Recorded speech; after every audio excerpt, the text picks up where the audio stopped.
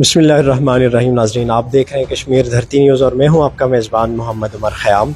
इस वक्त मैं मौजूद हूं रावलाकोट की एक मस्जिद अल-कुद्स के अंदर, जहां पे आज सुबह एक बड़ा अफसोसनाक हादसा और वाक़या रिपोर्ट हुआ और नमाज फ़जर की अदायगी के फ़ौरी बाद यहाँ पे एक नमाजी को गोलियां मार के शहीद किया गया।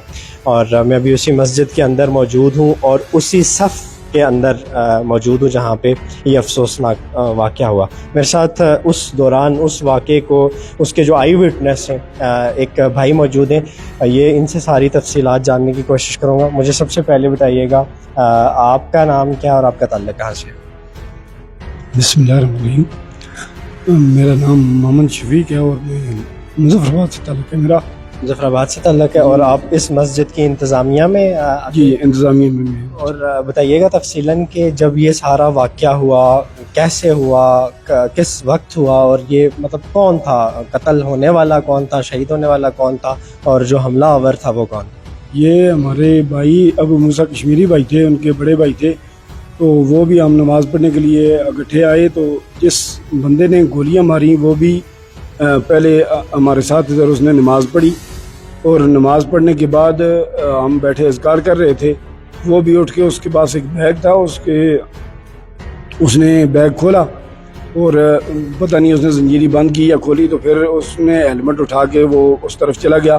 तो थोड़ी देर बाद हमने देखा कि वो मस्जिद के दूसरी साइड से कॉलम की तरफ से आ रहा है और उसने नज़दीक से पहुंचकर उनको फायर मारे और मैं उठ के खड़ा हुआ। तो मैंने उससे कहा कि आप ये क्या कर रहे हैं, तो उसने मेरी तरफ भी अपना पिस्तौल तान दिया और मुझे कहा कि अगर आप आगे बढ़े तो मैं आपको भी गोली मार दूंगा। तो इसी तरह अपना पिस्तौल हाथ में ताने हुए वो मस्जिद के गेट से बाहर निकल गया और उसके जो साथ वाला आदमी था तो वो बाहर गेट में दूसरा उसके इंतजार कर रहा था। जिस बंदे ने फायर किए, जो कातिल था, वो भी नमाज अदा करने के बाद उसने ये काम? जी, नमाज अदा करने के बाद उसने ये काम किया। उसको जानते हैं कौन था? हम नहीं जानते, वो पंजाब की तलक से ये ऐसा मालूम होता था कि ये पंजाब का रहने वाला है, यहाँ कोई मुकीमी आदमी वो नहीं था। पहले भी कभी उसको देखा? कभी 6-7 साल हमें यहाँ नमाज पढ़ते हुए हो गया, हमने उसे नहीं देखा। पहले कभी नहीं देखा? पहले कभी नहीं। और नमाज की अदायगी जब हो चुकी थी तो उसके बाद वो उठा और उसने पिस्टल निकाला और फिर फायर किया? हाँ जी, उसके बाद उसे उठा और यहाँ से चला गया और पहले उसने पिस्टल अपना हेलमेट रखा हुआ था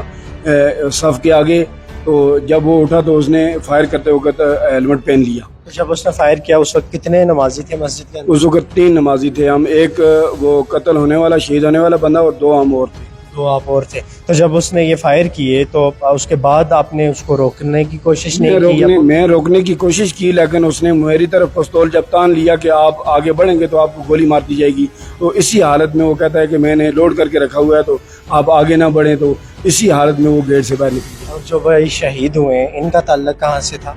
इनका ताल्लुक बेसिकली मकबूजा कश्मीर से था, तो वो यहाँ सेटल थे। और इस मस्जिद में आज कितने अरसे से यहाँ पे नमाज अदा करते थे या कितने अरसे से यहाँ पे मुकीम थे? मैं खुद वो भाई जो शहीद हुए, वो भाई तकरीबन कभी कभार ये 15 दिन कमोवेश वो उनको यहाँ हो गए। वो प्रोग्राम में आए थे तो उसके बाद यहाँ ही थे, तो वो नमाज अदा करने के लिए।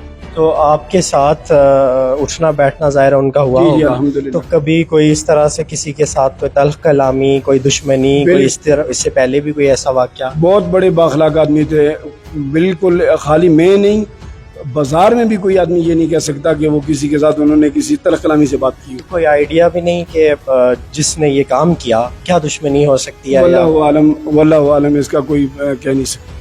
और कोई परेशानी के आलम में या कोई इस तरह से भी कभी कोई तासुरात महसूस हुए जिससे आपको लगा हो कि ये कोई परेशान है या कोई ऐसी कोई बात? नहीं, ऐसा मामला कोई नहीं हुआ। तो अभी उसके बाद आपने पुलिस को ज़ाहिर रिपोर्ट किया होगा, तो बाकी जो चीज़ें थी पुलिस ने, चूँकि नाज़रीन यहाँ से जो आपको दिखाना चाहूँगा ऑन द स्क्रीन, ये वो सफ़ थी, पहली सफ़ में यहाँ पे उन्होंने नमाज की अदायगी की। और ये जो कारपेट का ये टुकड़ा जो कटा हुआ आपको नज़र आ रहा है, यहाँ से बेसिकली पुलिस बतौर सैंपल उसको यहाँ से काट के ले गई है। और अभी भी फ़र्श के अंदर वो जो बुलेट थी वो अभी भी फ़र्श के अंदर जा चुकी है और उसके छोटे छोटे जो सैंपल्स अभी भी यहाँ पे मौजूद हैं। ऑन द स्क्रीन आप देख सकते हैं जो शहीद होने वाले भाई हैं उनकी तस्वीर भी आपको नज़र आ रही है।